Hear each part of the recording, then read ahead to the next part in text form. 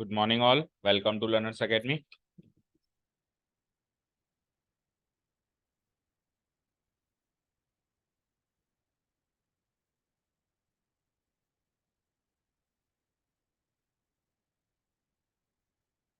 Okay.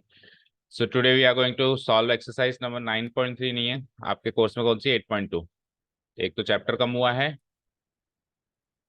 और एक exercise कम हुई है इसलिए क्या हो गया 8.2 हो गया।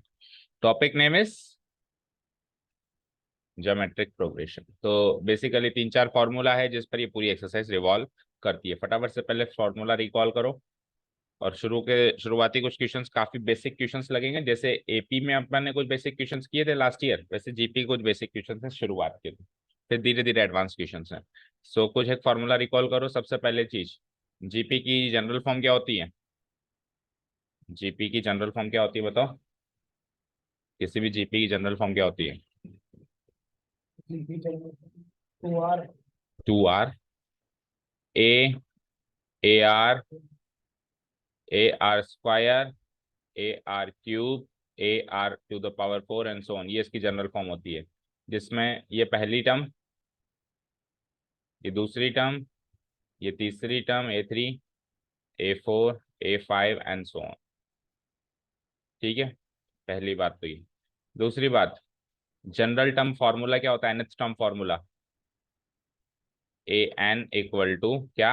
a r to the power n-1। ठीक है।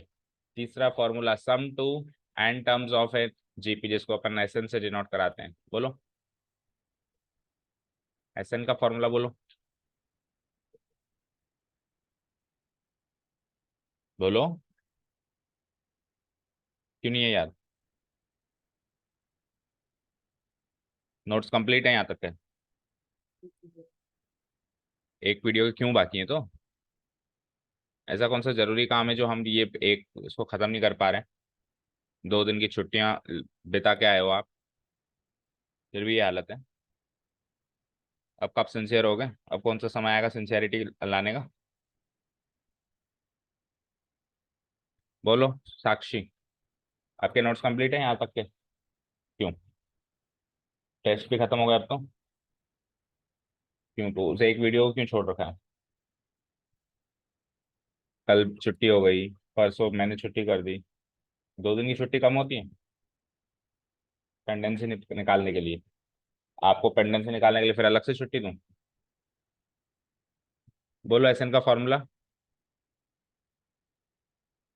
r⁻n-1 a multiplied by r⁻n-1 divided by r-1, और दूसरा है a multiplied by 1 - r⁻n divide by 1 - r, और तीसरा है n इंटू a। ये तीन formula, this is for r greater than 1, this is for r less than 1 and this is for r equal to 1। ये है तीन फॉर्मूला। उसके बाद फिर ज्योमेट्रिक मीन निकालने का फॉर्मूला देखा था अपन ने। Geometric mean of two numbers, जिसको जी से डिनोट कराते हैं, is equal to root AB। और क्या सीखा था बताओ? और ज्योमेट्री मीन किसी भी बहुत सारे एक ही नंबर फिट करें तो रूट AB, और बहुत सारे नंबर्स फिट करें तो फिर एक जनरल फॉर्मूला बन के आया था GN इक्वल टू, बोलो, A इंटू बी बाय ए की power n divided by n+1, जिसमें n वो नंबर होगा जिसमें सीक्वेंस का आपको नंबर चाहिए। तो ये कुछ फॉर्मूला है, ये अगर हमको आते हैं तो इस एक्सरसाइज को सॉल्व करने में मजा आएगा। ये एक्सरसाइज सॉल्व होगी, अदरवाइज नहीं होगी। Question number 1 is find the 20th and the nth term of the GP. तो जैसा कि मैंने कहा कि पहले कुछ क्वेश्चंस डायरेक्ट क्वेश्चंस लगेंगे आपको, जैसे एपी में होता था 20th टर्म निकालो, nth टर्म निकालो, 12th टर्म गिवन है, 8th टर्म गिवन है, वही सारे लॉजिक्स यहाँ पे लगेंगे।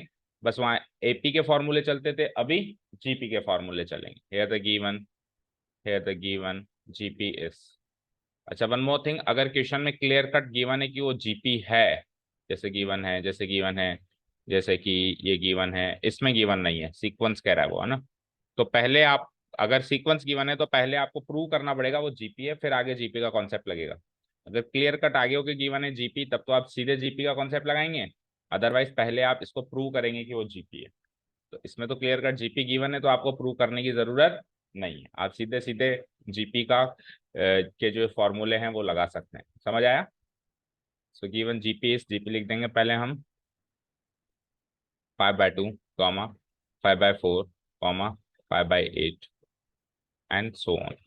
तो जैसे हमको जीपी मिल जाए तो इससे हम दो चीजें निकालेंगे, एक तो ए और एक आर। ए क्या होता है? A1 के बराबर होता है।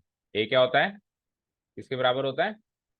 A1 के। पहले जो ए की वैल्यू है वो पहली टर्म के बराबर होगी।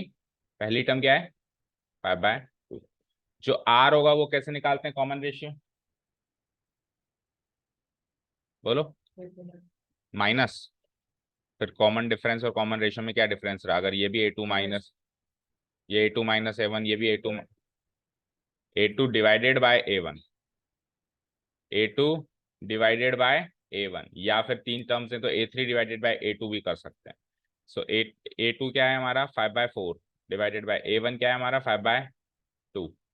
5 से 5 हुआ कैंसिल आउट, और ये 2 से 2 टाइम्स कटा, सो आंसर इज 1/2। ठीक है, और फिर आप क्रॉस वेरीफाई भी करके देख लेना कि 1/2 मल्टीप्लाई होके ये बन रहा है कि नहीं बन रहा है। जैसे 5/2 के आगे 1/2 से मल्टीप्लाई करेंगे तो 5/4, फिर एक बार 1/2 से मल्टीप्लाई करेंगे तो 5/8 बन रहा है ना। तो ये आप क्रॉस वेरीफाई करके देख लेना कि 1/2 से मल्टीप्लाई होके अगली टर्म मिल रही है कि नहीं मिल रही है।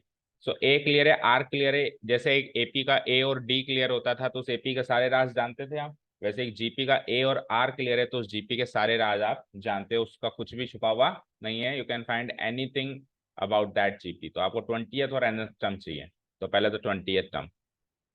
20th टर्म का मतलब है A20। बोलो कैसे निकालेंगे फॉर्मूला में? तो पहले आप फॉर्मूला लिखो। Now we know that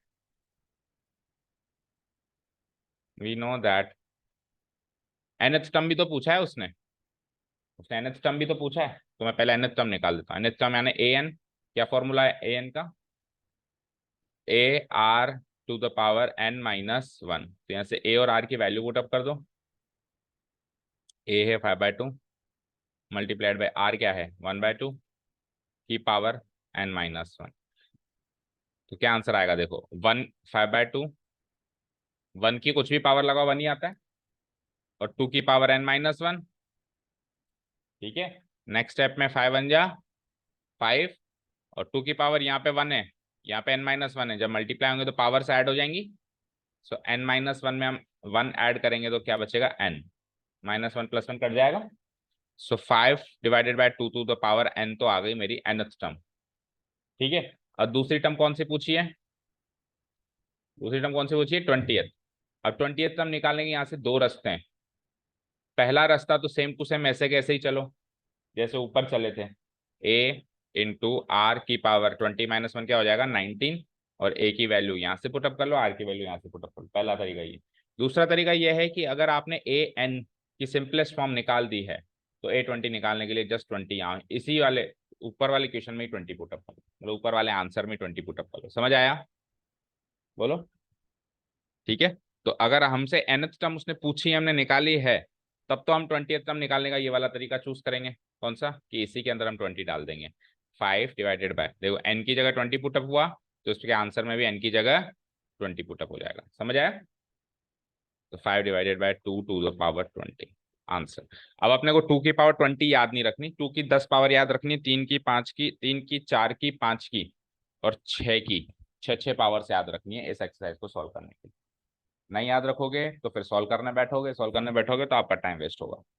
answer match करो। nth टर्म तो ये है और 20th टर्म ये है।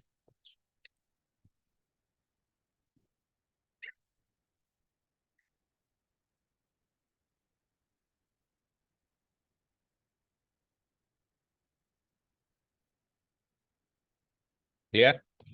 कोई डाउट? ठीक है, अगर ये पार्ट नहीं पूछता, डायरेक्ट ये पूछता, तो फिर फॉर्मूला कौन सा लगाते?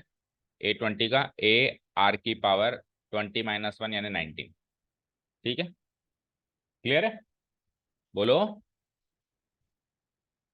जनरल टर्म फॉर्मूला एपी और जीपी में ज्यादा डिफरेंस नहीं है, उसका होता था A+n-1 × D।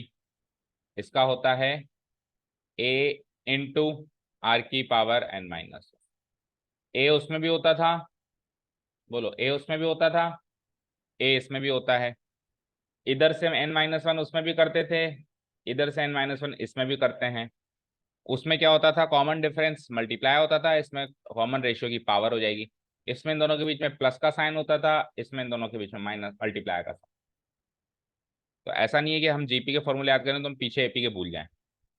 इस एक्सरसाइज में तो नो डाउट जीपी जीपी चलेगी, एक आध क्वेश्चन को एपी का मिल जाए, लेकिन जब हम मिसलेनियस सॉल्व करेंगे या फाइनल एग्जाम में बैठेंगे तो ऐसा नहीं है कि एपी के फॉर्मूले से रिलेटेड क्वेश्चन नहीं आ सकता, वो तो कभी भी आ सकता है क्योंकि वो तो लास्ट ईयर का पार्ट है।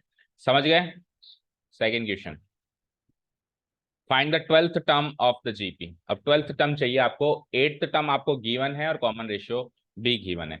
तो अब डायरेक्ट क्वेश्चन था पहला, तो सेकंड क्वेश्चन में देखो ट्वेल्थ टर्म पूछी है, एट्थ टर्म दे दी, तो कोई एक टर्म दे के दूसरी टर्म पूछना, कुछ और दे के, ये सारा काम अपन ने एपी में भी खूब किया है तो जीपी में भी ऑब्वियसली करना पड़ेगा। सो जो गिवन है मुझे बताओ, ट्वेल्थ टर्म गिवन है ना, here it is given that,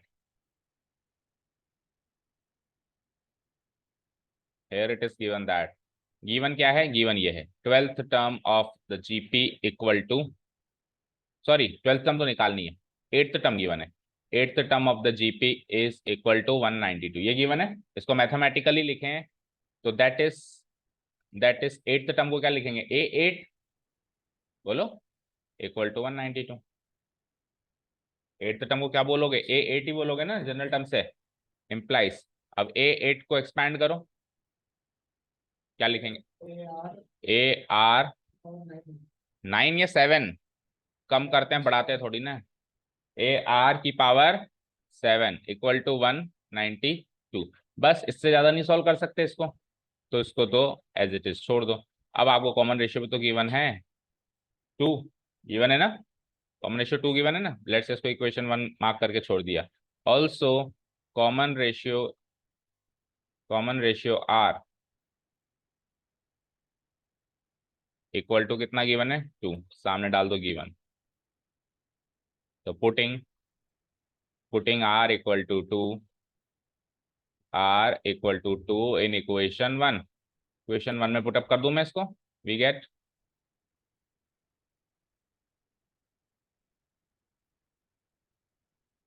equation 1 implies a, a तो यही रहेगा, मल्टीप्लाई आर की वैल्यू 2 पुटअप करनी है ऊपर से यहां से, सो 2 की पावर 7 इक्वल टू व्हाट, 192, और 2 की पावर 7 डायरेक्ट याद होनी चाहिए 128, ठीक है, 2 की पावर 7 डायरेक्ट याद होनी चाहिए, और वैसे वैसे तो डायरेक्ट याद होनी चाहिए, लेकिन इस क्वेश्चन में आप 2 की पावर 7 को 2 की पावर 7 रखो, उल्टा इसको भी फैक्टराइज कर दो, तो 192 को फैक्टराइज करेंगे तो 2 9 जा 18,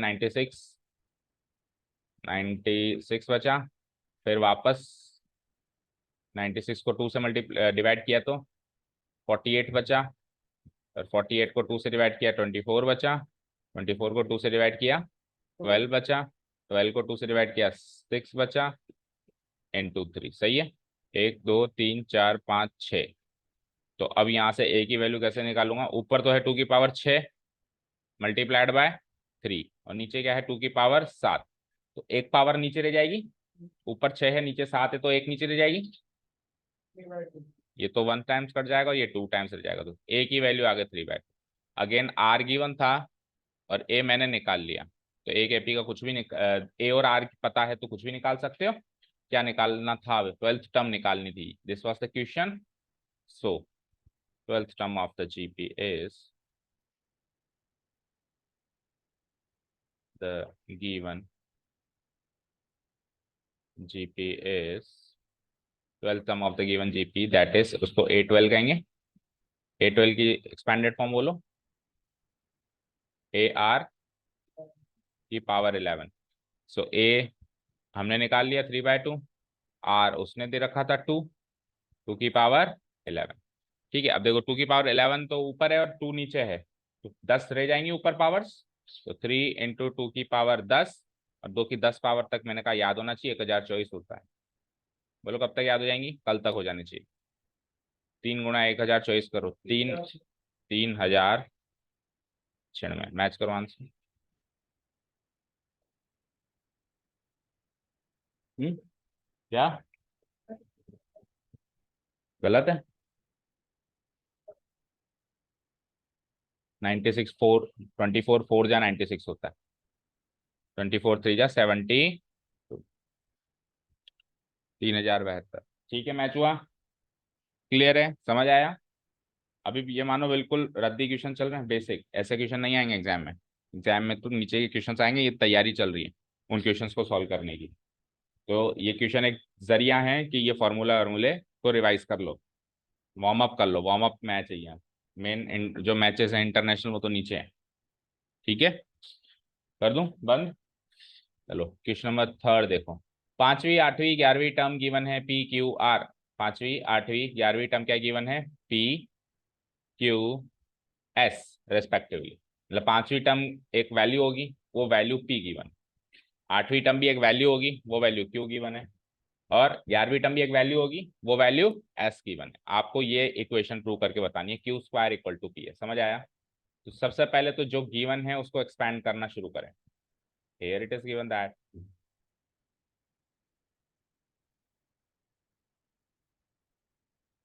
बोलो क्या गिवन है। फिफ्थ टर्म गिवन है एक, तो fifth term of GP,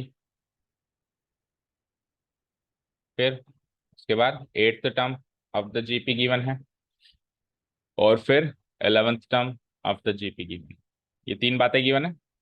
that is fifth term को क्या कहते हैं हम सरल भाषा में, mathematical, A5 A8 and A11। Fifth term क्या गिवन है, P। एट्थ टर्म क्या गिवन है, Q। और 11th टर्म क्या गिवन है, S। यहाँ तो कोई डाउट, ये गिवन पॉइंट्स नोट डाउन हो गए, बोलो कोई डाउट। अब A5 equal to P, A5 को क्या लिख सकता हूँ, इम्प्लाइज AR⁴ की वैल्यू P। यहाँ से इम्प्लाइज A8 को क्या लिख सकता हूँ मैं, AR⁴ equal to Q। Implies इसको क्या लिख सकता हूँ मैं, AR⁻10 equal to S। Done, यहाँ तो कोई डाउट नहीं है, बोलो। Let's say this is my equation 1, this is my equation 2, this is my equation 3। अब इसके आगे सॉल्व करने का एक तरीका तो यह है कि जो आपको प्रूव करना है वो चीज पैदा करने के लिए आपको जो भी करना पड़े, इक्वेशंस को मल्टीप्लाई करना पड़े, इक्वेशंस को डिवाइड करना पड़े, जोड़ना पड़े, घटाना पड़े, स्क्वायर करना पड़े, जो भी करना है वो कर दो। ये चीज पैदा करनी है, q square equal to p s. ठीक है, तो देखो पी एस करना है, पी इंटू एस। तो पी इंटू एस करने के लिए इक्वेशन 1 को थर्ड से मल्टीप्लाई करना पड़ेगा, तभी तो पी इंटू एस पैदा होगा। ठीक है ना। एक ये फर्स्ट तरीका बता रहा हूँ, फिर सेकंड तरीका भी हमारे पास है ना। सो मैं क्या कर दूंगा, मल्टीप्लाई, ये ज्यादा एडवांस तरीका है और मतलब ज्यादा जल्दी सॉल्व करने का तरीका है, टाइम सेविंग तरीका। ठीक है ना। पी एस जो भी आपको प्रूव करना है वो टर्म्स पैदा करो आप। सो पी इंटू एस कर दूं मैं। ठीक है, सो क्या करूंगा, multiplying equation 1 by equation 3, multiplying equation 1 by equation 3, we get. तो on multiplying LHS to LHS करो, तो AR, मतलब ये क्या किया मैंने किया इक्वेशन 1 मल्टीप्लाई इक्वेशन 3, यही किया। तो LHS will be multiplied by LHS, RHS will be multiplied by RHS। सो ये LHS, ये LHS, तो AR⁴ गुणा AR⁻10, और RHS में P और S, P multiply S। Done. चलो जी, A इंटू A, R⁴ और R⁻10 पावर जुड़ जाएंगी, 4 और 10 14 इक्वल टू PS। यहाँ तो कोई डाउट। अब आप ध्यान से देखें, इसको मैं AR⁻7 का होल स्क्वायर लिख सकता हूँ, बोलो।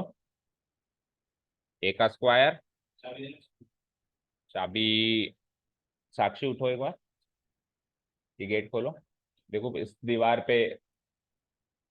पे लगी हुई होगी, इधर आपके राइट में पीछे की साइड, बैंक ऑफ बड़ौदा का की चेन लगा हुआ है। सर को दे दो।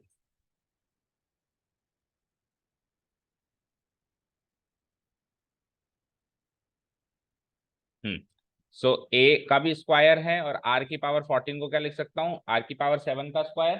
तो इस AR⁻7 का होल स्क्वायर हो गया। और चेक करो AR⁻7 क्या है, चेक करो, क्यू फ्रॉम इक्वेशन 2। इक्वेशन 1 और 3 तो काम में आ गई, इक्वेशन 2 को शोपीस के लिए थोड़ी ना है वहां पे, ये भी किसी न किसी पर्पस के तहत है। तो इक्वेशन 2 अब यहाँ पे यूज हो जाएगी, ये क्या हो जाएगा, q square equal to ds, ये प्रूव करना था, हेंस प्रूव। इधर डाल देना फ्रॉम इक्वेशन टू, हमने फ्रॉम इक्वेशन टू हमने क्या किया, ए आर की पावर 7 को क्यू डाला, समझ आया, ठीक है ना, हेंस प्रूव। एक तरीका तो ये, दूसरा तरीका है कि इक्वेशन बन जाए, जब बन गई, बन जाए, उसके बाद आप इसमें से जो प्रूव करना है उसका या तो एलएचएस पार्ट उठा लो या आरएचएस पार्ट उठा लो। जिसमें मैंने एलएचएस पार्ट उठा लिया, क्यू स्क्वायर, क्या उठा लिया, एलएचएस पार्ट उठा लो, उसको आरएचएस के बराबर छोड़ दो, क्यू स्क्वायर। तो क्यू की वैल्यू है मेरे पास ए आर की पावर 7 है ना, इसका स्क्वायर क्या आ जाएगा, ए स्क्वायर आर की पावर 14। फिर आप आरएचएस पार्ट उठा लो, आरएचएस पार्ट क्या है, पी एस, पी की वैल्यू क्या है, a r to the power 4 गुणा एस की वैल्यू क्या है, a r to the power 10, multiply करो a into a square r की power 14। So L H S बराबर आर एच एस आ गया। ये बेसिक बच्चों वाला या मरता क्या ना करता वाला तरीका, उधर से कुछ नहीं समझ आ रहा है, एल एच एस अलग उठाओ, आर एच एस अलग उठाओ, दोनों को बराबर कर दो, दैट्स इट। बट ये हमेशा ये मतलब मजा नहीं आता इसको करने में, है ना। ऐसे कहें कि थोड़ा टाइम कंज्यूमिंग होता है, वो थोड़ा टाइम सेविंग होता है, ठीक है ना। So L H S equal to R H S equal to L H S equal to R H S equal to a square equal to R की पावर 14 है, दोनों बराबर आ गए, हेंस प्रूफ। ये दूसरा तरीका हो गया, बताओ कोई डाउट, दोनों तरीकों में कोई डाउट नहीं है। चलें नेक्स्ट क्वेश्चन पे। और ये टर्म्स पैदा करने वाला जो ये मेथड है ना, पी एस पैदा करना, क्यू का स्क्वायर पैदा करना, ये आज नहीं तो कल सीखना पड़ेगा, क्योंकि इसी एक्सरसाइज में नीचे कुछ क्वेश्चन है जिसमें उसके मुताबिक आपको वो टर्म्स क्रिएट करनी पड़ेंगी। उसके लिए आपको इक्वेशंस के साथ खेलना पड़ेगा, क्वेश्चंस में किस इक्वेशन को किससे मल्टीप्लाई करें, किससे जोड़ें, किससे डिवाइड करें, वो सब दिमाग लगाना पड़ेगा, ठीक है ना। प्लेइंग विद इक्वेशंस, ये काम अपने को करना पड़ेगा। चलो क्वेश्चन नंबर थर्ड किया अभी हमने, फोर्थ देखो, equation question number 4। The fourth term of the GP is the square of its second term and the first term is -3। First term तो क्लियर कट गिवन है, अब फर्स्ट टर्म ए ही तो होता है, और चौथी टर्म जो है वो सेकंड टर्म का स्क्वायर है, ऐसा ये रिलेशन गिवन है। तो आपको क्या पता करना है, सेवंथ टर्म पता करना है, समझ आया।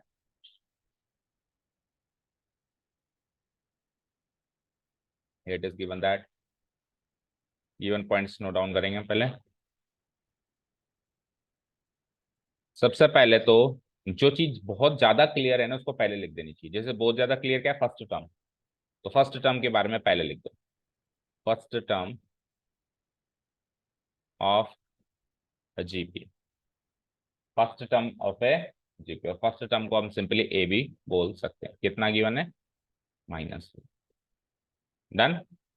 अब दूसरी इंफॉर्मेशन क्या है कि फोर्थ टर्म सेकंड टर्म की स्क्वायर है, इसको सेकंड नंबर पे नोट करो। Also it is given that, जो ज्यादा क्लियर इंफॉर्मेशन है उसको पहले, जो थोड़ी सी कम क्लियर है उसको थोड़ा प्रोसेस करने की जरूरत है, उसको नीचे। Also it is given that fourth term is the square of second term, ये गिवन है। दैट इज फोर्थ टर्म को क्या लिख सकता हूं, A4, बोलो। इसको अपन इक्वल टू लिखते थे, याद है last time, is m r was were square of second term A2, second term A2, और उसका भी क्या करना है, स्क्वायर करना, समझे। इंप्लाइज, इसको एक्सपेंड करो, A4 को एक्सपेंड करके क्या लिख सकते हैं, AR3, और ए स्क्वायर को AR, और AR का करना है होल स्क्वायर। तो यहां से हुआ ये AR3, वहां से हुआ ये A square R square, A square R square. यहाँ तो कोई डाउट। अब देखो यहाँ पे एक A है, वहां पे A स्क्वायर है, तो नेक्स्ट स्टेप में ये A टाइम्स कट गया, जैसे काटना नहीं है आपको, मन में ही सोचना है बस। और इधर जो है R स्क्वायर है और R3 है, तो उधर वो R टाइम्स कट गया। तो ultimately R equal to A आ गई इक्वेशन, बोलो R इक्वल टू A, और A तो ऑलरेडी गिवन था, तो नेक्स्ट स्टेप में R की वैल्यू भी A के बराबर ही रख दें, तो -3 आ गई। A तो ऑलरेडी गिवन था ना, तो आर और ए दोनों बराबर आ गए। अब जो चाहे वो पूछ ले, कुल मिला के बराबर आना एक बात नहीं है, बात ये कि आर और ए आ गए, आर और ए पता चल गए। अब आर और ए पता चल गया तो जो भी पूछो पूछ बता दो। डिटरमाइन इट सेवंथ टर्म, तो now seventh term of the GP,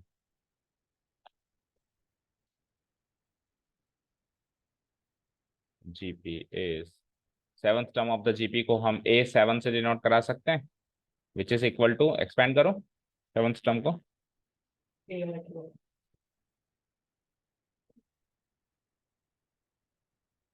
AR⁶, ठीक है। तो AR⁶, ए की वैल्यू सेम ही है -3 मल्टीप्लाइड बाय आर की वैल्यू -3 की पावर 6, तो -3 की पावर 1 और -3 की पावर 6 मिलकर -3 की पावर 7 हो गई। ठीक है। अब देखो, अगर नेगेटिव नंबर की ऑड पावर होती है तो माइनस में आंसर आता है, और इवन पावर होती है तो प्लस में आंसर आता है। अभी ऑड पावर है तो फाइनल आंसर नेगेटिव आएगा, ये तो फिक्स है। तो -3 की पावर 7 लिख सकता हूँ उसको मैं। 3 की पावर 7 को सॉल्व करो। 3 की पावर 5 तो होती है 243, और 3 का स्क्वायर बचा, फिर 9 से और मल्टीप्लाई करो। तो 9 3 जा 27, रिमाइंडर 2, 9 4 जा 36, 10 2 38, रिमाइंडर 3, 9 2 जा 18 एंड 3 21, और ये नेगेटिव। देखो आंसर माइनस का 2187, सही है। अब देखो 3 की 5 पावर डायरेक्ट याद थी, तो 3 की पावर 7 करने में कितने सा टाइम लगा। बात ये नहीं है, कई बार ऐसा कहते हैं बच्चे, सर आप तो 3 की पावर 5 याद करवा रहे हो, कल को 7 आ गई 8 आ गई फिर भी तो सॉल्व करेंगे ही। तो वो जल्दी सॉल्व होगा ना। एक तो 3 की डायरेक्ट 7 पावर याद करो, 3 × 3 × 3 × 3 × 3 7 बार करो, और एक 3 की 5 पावर तो मुझे पता है, तो बची क्या, 2 ही तो पावर बची। तो 3 के स्क्वायर यानी सीधे 243 को 9 से मल्टीप्लाई किया मैंने। तो कुछ कुछ पावर्स हम याद रखेंगे। इवन 6 पावर्स याद होनी चाहिए 3 की 729 तक। 3 की पावर 6 क्या होती है, 729, यहाँ तक याद होनी चाहिए। अब 3 की पावर 6 याद है 729, तो 7 पावर में एक 3 से ही तो गुणा करना है 729।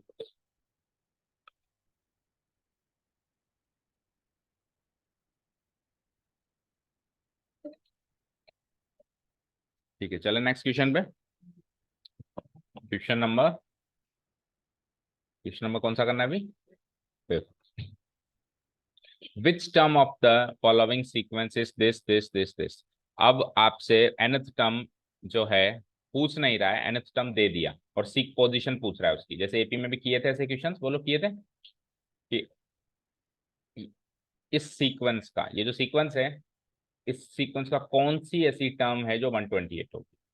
तो यानी कि ये ए एन की वैल्यू गिवन है, ये एन की वैल्यू गिवन है, और एन की वैल्यू पूछ ली, और एन की वैल्यू पूछ ली, समझ गए। हमने सीखा था क्लास 10th में कि टीएच अगर लगा हुआ है तब तो वो एन की वैल्यू है, और टीएच नहीं लगा हुआ है तो वो ए एन की वैल्यू है। अभी टीएच नहीं लगा हुआ है ना, अभी मान लो ऐसे कहता 128 यानी 128वीं टर्म पूछ रहा है, यानी एन की वैल्यू 128 है, और ए एन पूछा गया है, और ए एन पूछा गया है। लेकिन टीएच नहीं लगा हुआ है, दैट मीन्स ये ए एन है, और एन पूछा गया है। भाई दो ही बातें, ए एन दे दिया तो एन पूछेगा, एन दे दिया तो ए एन पूछेगा, और ए और आर तो यहाँ से निकाल ही लोगे, जैसे इसमें ए और डी निकालते थे इसमें ए और आर, ठीक है। एंड दूसरा एक काम और है इन 3 क्वेश्चंस में कि सीक्वेंस वर्ड यूज किया है उसने, तो पहले हमको प्रूव करना पड़ेगा कि ये जीपीज हैं, उसके बाद ही हम जीपीज के लॉजिक्स लगा सकते हैं। कैसे करेंगे, जैसे the very first question, here the given, अब जीपी ना लिख के सीक्वेंस का नाम देंगे उसको, here the given sequence is, क्योंकि सीक्वेंस तो बहुत सारे होते हैं, एपी भी एक सीक्वेंस है, जीपी भी एक सीक्वेंस है, एचपी भी एक सीक्वेंस है ना। उसके बाद फिबोनाची सीक्वेंस भी आ जाता है, बहुत सारे अलग अलग सीक्वेंस होते हैं, द गिवन सीक्वेंसेस, एंड हम ये सीक्वेंस लिख देंगे, ये नहीं डॉट डॉट डॉट तक लिखेंगे क्योंकि इनफाइनाइट है, ठीक है। सो 3 टर्म्स गिवन है ना यहाँ पे, 1 2 3, तो A1 क्या हो गया 2, पहली टर्म। A2 क्या हो गया 2√2, दूसरी टर्म। A3 क्या आ गया 4, तीसरी टर्म। जो भी गिवन, जी 3 टर्म्स गिवन है तो 3 टर्म्स ही लिख सकते हैं। अब अपन कॉमन रेशियो निकालेंगे R। अगर 3 टर्म्स गिवन है तो 2 तरीके से कॉमन रेशियो निकल सकता है, बोलो साक्षी, इसको इससे डिवाइड करके या फिर इसको इससे डिवाइड करके। अगर 4 टर्म्स गिवन है तो 3 तरीके से, अगर 5 टर्म्स गिवन है तो 4 तरीके से, 10 टर्म्स गिवन है तो 9 तरीके से। जितने भी टर्म्स गिवन हो, जितने भी तरीके से कॉमन रेशियो निकाल पाए हम प्रूव करने के लिए, उतनी तरीके से निकालेंगे। हर बार कॉमन रेशियो सेम आना चाहिए। करा था ना क्लास 10th में ऐसा क्वेश्चन, उसमें हर बार कॉमन डिफरेंस सेम आना चाहिए था, इसमें हर बार कॉमन रेशियो सेम आना चाहिए। अगर हर बार कॉमन रेशियो सेम आ रहा है then it is GP, otherwise it is not a GP. Okay, so common ratio का एक जनरल फॉर्मूला भी बनता है यहाँ से, आप चाहो तो नोट भी कर लेना। Common ratio that is r equal to क्या करेंगे हम, ए एन को ए एन माइनस वन से डिवाइड, कोई भी ए एन ले लो, जैसे ए टू ले लो तो ए टू ले लो तो ए वन से डिवाइड, ए थ्री ले लो तो ए टू से डिवाइड। वहां पे डी निकालने का एक जनरल फॉर्मूला तैयार किया था, याद है, ए एन माइनस, याद है। यहाँ पे जो भी एन लो उससे एक छोटा एन वहां पे लो, एक कम करके वहां लो, यहाँ पे वही चीज डिवाइड हो जाएगी, ठीक है ना। पर यहाँ पे एन की वैल्यू आपको वन से बड़ी लेनी है, क्योंकि अगर आपने वन ले ली तो ए जीरो तो कोई टर्म ही नहीं होती ना, ठीक है ना। मिनिमम आपको सेकंड टर्म लेनी है ऊपर, सेकंड से फर्स्ट डिवाइड कर सकते हो, ऊपर आप फर्स्ट टर्म नहीं ले सकते, ऊपर फर्स्ट टर्म लोगे तो डिवाइड किससे करोगे। तो मैं क्या लिखूंगा कि n should be greater than one, one से बड़ा होना चाहिए। चलो, तो एन की वैल्यू वन से बड़ी लेनी है तो टू ले लो, टू लोगे तो टू माइनस वन यानी वन, ठीक है। और थ्री भी ले सकता हूं मैं, और थ्री लोगे तो थ्री माइनस वन टू। और मैं फोर क्यों नहीं ले सकता, क्योंकि टर्म्स हमको गिवन ही a one a two a three है। तो दो तरीके से हम कॉमन रेशियो निकालेंगे, ए टू बोले तो two root two divided by a one बोले तो टू, और यहाँ से बोलो ए थ्री बोले तो फोर, और ए टू बोले तो टू रूट टू। तो यहाँ से देखो टू से टू कट के क्या मिला, रूट टू। यहाँ पे टू से वन टाइम, टू से टू टाइम, और टू बाय रूट टू को जब मैं काटूंगा तो टू के अंदर भी दो रूट टू छुपे हुए हैं, सो रूट टू से ये रूट टू टाइम्स अगेन कट जाएगा तो रूट टू ही बचेगा। सो कॉमन रेशियो सेम मिला दोनों ही जगह से, तो प्रूव हो गया कि ये जीपी है। तो लाइन क्या लिखेंगे हम, here common ratio r is same in all the cases, in all the cases. So the given sequence is a GP. So the given sequence is a GP. ठीक है, यहां तक प्रूव हो गया जीपी। अब आगे के जीपी के कॉन्सेप्ट हम लगा सकते हैं। अब उसने क्या कहा है कि 128 कौन सी टर्म है, ठीक है ना, ये पूछा है उसने कि 128 कौन सी टर्म है, तो अब उसकी कार्रवाई हम शुरू कर सकते हैं। जब तक हमको ये नहीं पता कि वो सीक्वेंस है, वो जीपी है, तब तक अपन जीपी की कार्रवाई नहीं कर सकते। अब अपन जीपी कार्रवाई कर सकते। So now we are required to find we are required to find the position. 128 वाली टर्म की पोजीशन चाहिए, एन की वैल्यू बोले तो position, to find the position of the term 128, 128 की पोजीशन हमको चाहिए। दैट इज, इसका मतलब ये ए एन की वैल्यू है और हमको एन की वैल्यू चाहिए। सो ए एन का फॉर्मूला एक्सपेंड कर दो, बोलो a r n minus one की वैल्यू 128। अब आपके पास ए भी है, आपके पास आर भी है। ए तो क्या होता है, ए वन ही होता है, टू, और आर जो है रूट टू आपने निकाला ही था, अभी इसको प्रूव करने के चक्कर में आर निकाल लिया ना आपने, तो यूज कर लेंगे। आर क्या हो गया, रूट टू की power n minus one equal to 128। यहाँ तक क्लियर है। अब इस इक्वेशन को सॉल्व करके आपको एन की वैल्यू निकालनी, बोलो कैसे निकालेंगे। अब ये तो एक तरीके से 8-9 क्लास का इक्वेशन है, ऐसा थोड़ा नहीं कि ये 11th में ही सिखाया जाएगा। इस इक्वेशन को सॉल्व करके एन कैसे निकालेंगे,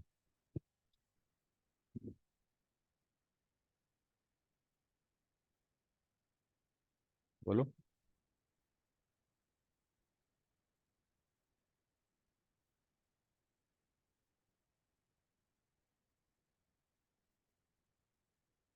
नहीं हो रहा क्लिक,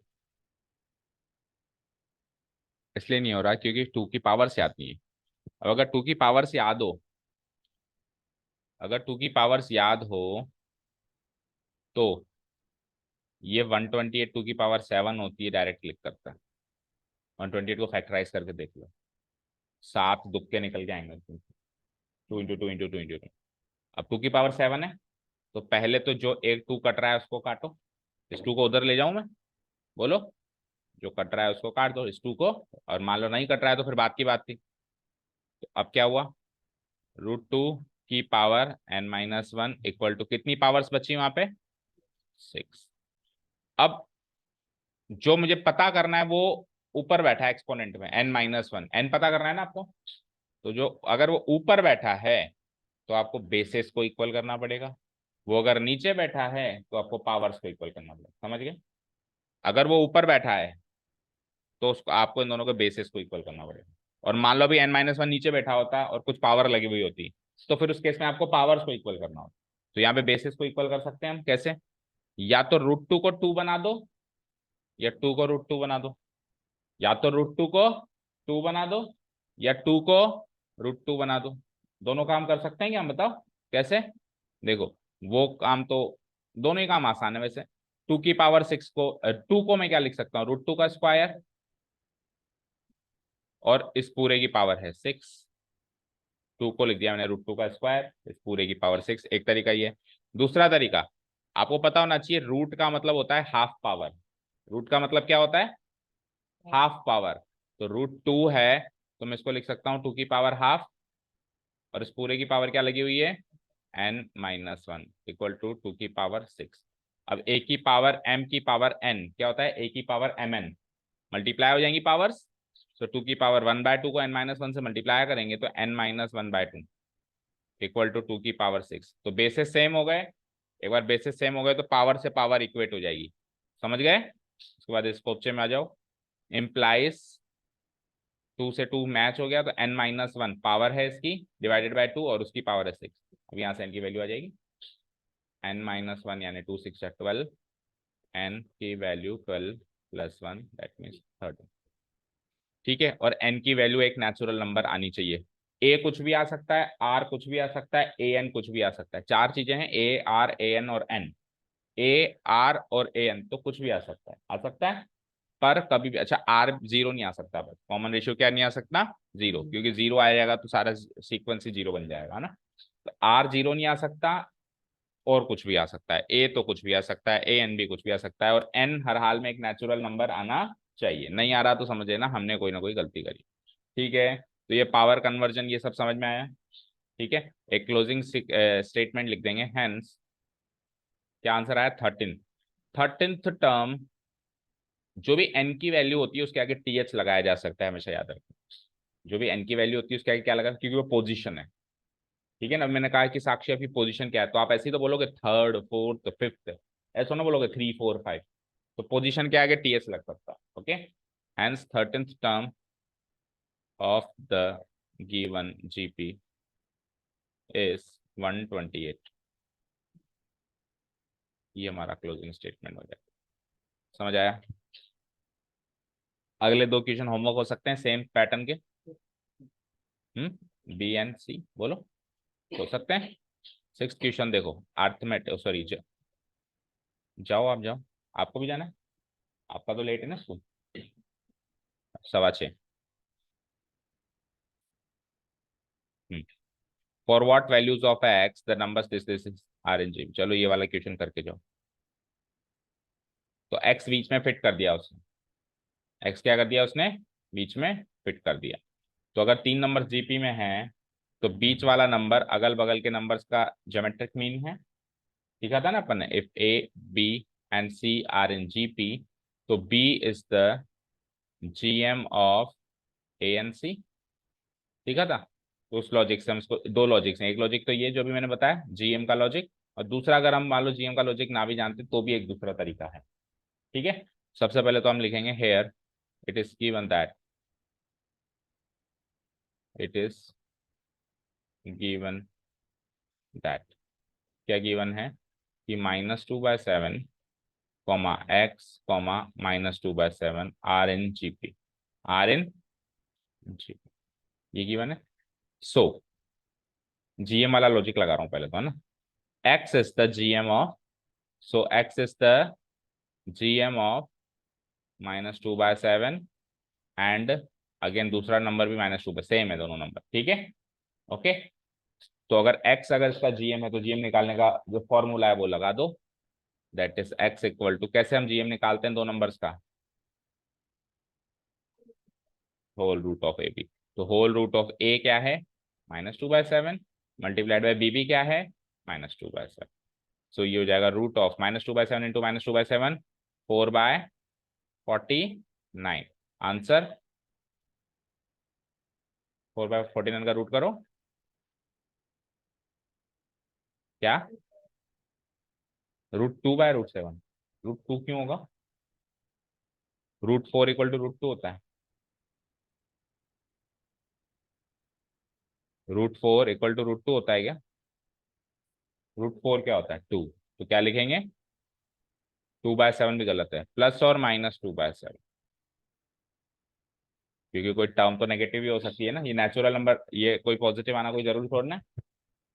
बोलो, कोई भी टर्म तो नेगेटिव ही हो सकती है ना। सो प्लस और माइनस 2/7।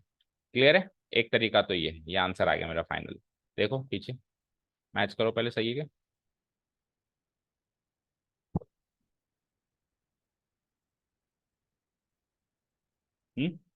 क्या आंसर? क्या?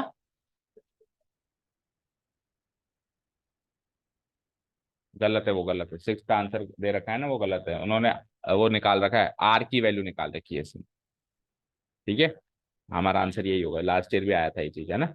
ठीक है, तो एक तरीका तो ये है। दूसरा तरीका देखो, दूसरे तरीके में हम क्या करेंगे। चलो हम जीएम का तरीका नहीं जानते, ये तो हो गया जीएम वाला तरीका, लेकिन जीएम वाला तरीका भी आपको आज नहीं तो कल आना चाहिए। क्योंकि क्या है कि एक टर्म है तो जीएम वाला तरीका ना भी यूज करे तो चल जाएगा, लेकिन एक से ज्यादा टर्म्स अंदर फिट कर दी, जैसे वो लॉजिक किया था अपन ने, तो उसके अंदर फिर हमको जीएम वाला तरीका आता है, तो हम जल्दी कर लेंगे सॉल्यूशन। ठीक है। सेकंड मेथड क्या है, हमको गिवन है ये तीन टर्म्स जीपी में है, गिवन है, तो हम क्या करेंगे, आर निकालेंगे। और तीन टर्म्स गिवन है तो आर दो तरीके से निकाल सकते हैं। अभी अभी बताया था फॉर्मूला क्या बनेगा, a n divided by a n minus for n greater than 1। ठीक है। सो मैं 2 लगाऊं तो A2/A1, और अगर मैं 3 लगाऊं तो A3/A2। समझ आया? इक्वल टू A2/A1 यानी x divided by -2/, equal to, इधर आओ, और A3 लगाऊं तो -2/7 डिवाइडेड बाय एक्स। डन। अब आप क्रॉस मल्टीप्लाई करोगे तो this into this equal to this into this. So वही इक्वेशन बनेगी जो ऊपर आई। ओके, हाँ नहीं सही है। एक्स इंटू एक्स यानी कि x², और -2/7 इंटू -2/7 करूंगा, -2/7 इंटू -2/7, तो वही आएगा जो ऊपर आया 4/49। तो x² अगर 4/49 है तो x की value √4/49, which is ultimately equal two plus और -2/7। ठीक है, ठीक है। तो वहां से वही आंसर आया, वहां से वही आंसर। ये है, इसमें प्योर जीपी लगाई है हमने, आर निकाल दिया, इक्वेट कर दिया। अगर तीन नंबर्स जीपी में हैं तो ठीक है, कॉमन रेशियो बराबर होगा। तो पहले A2/A1 से कॉमन रेशियो निकाला तसल्ली से, फिर A3/A2 से निकाला, दोनों को इक्वेट कर दिया, मिसिंग चीज आ गई, प्योर जीपी। इसमें जीएम वीएम का कोई लॉजिक, इसमें जीएम का डायरेक्ट फॉर्मूला लगा दिया। जीएम निकालने का फॉर्मूला है √AB। समझ आया? ओके, अब आप प्रूव करके भी देख सकते हो कि 2/7 या -2/7 रखने से ये जीपी बनेगी या नहीं बनेगी, करके देखें। सपोज करो मैं 2/7 पुटअप करता हूँ यहाँ पे, क्या करता हूँ, एक्स की जगह 2/7, तो देखो -2/7 को -1 से मल्टीप्लाई करो, 2/7, कॉमन रेशियो -1 बन गया। पूरा क्लीन करके बताता हूँ, देखो -2/7 है, यहाँ पे क्या है -2/7, और बीच में क्या है, एक्स। तो एक्स की वैल्यू एक बार के लिए मैंने रख दी क्या, +2/7। दो वैल्यूज आई है ना, +2/7 -2/7, एक बार मैंने रख दी +2/7। तो देखो ये जीपी में, ये तीन टर्म जीपी में होंगी या नहीं होगी।